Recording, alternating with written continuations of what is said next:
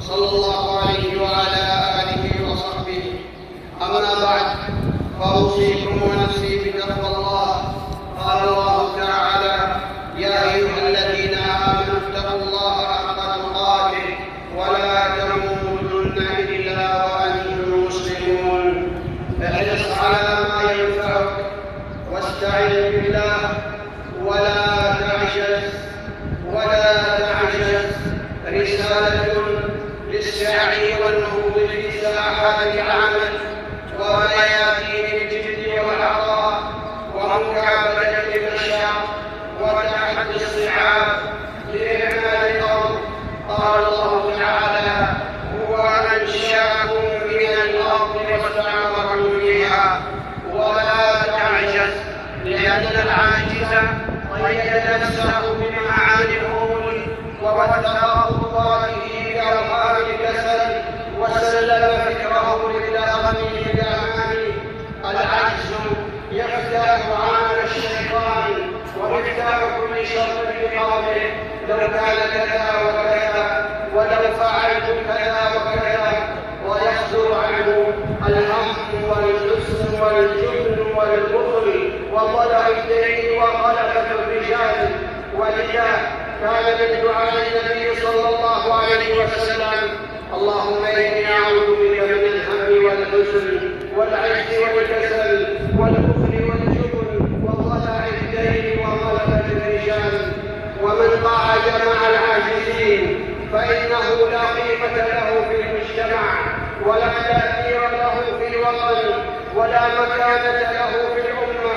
ومن تعطل وتبطل انسلخ من الإنسانية، ومن تعود للكسل ومال إلى الراحة فقد الراحة.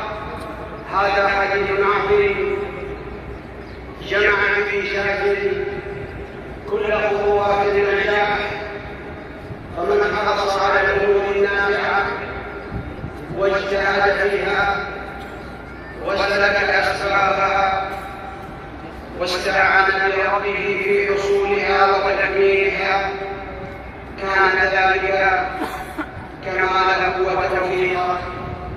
ومتى فاته واحد من هذه الأمور الثلاثة فاته من الخير بحسبها. احرص على ما ينفعك واستعن بالله ولا تعجز. ألا تصلوا عباد الله على رسول الهدى فقد أمركم الله بذلك في كتابه فقال: إن الله وملائكته يصلون على النبي يا أيها الذين آمنوا صلوا عليه وسلموا تسليما. اللهم صل على محمد وعلى آل محمد كما صليت على إبراهيم وعلى آل إبراهيم إنك حميد مجيد. وبارك على محمد وعلى آل محمد كما باركت على إبراهيم وعلى آل إبراهيم إنك حميد مجيد. وارض اللهم عن الخلفاء الأربعة الراشدين أبي بكر وعمر وعثمان وعلي وعن الآل والصحابة الكرام وعنا معهم برحمتك وكرمك يا أرحم الراحمين. اللهم أعز الإسلام والمسلمين. اللهم أعز الإسلام والمسلمين. اللهم أعز الإسلام والمسلمين وأذل الكفر والكافرين ودمر أعداءك أعداء الدين واجعل اللهم هذا البلد آمنا مطمئنا وسائر بلاد المسلمين.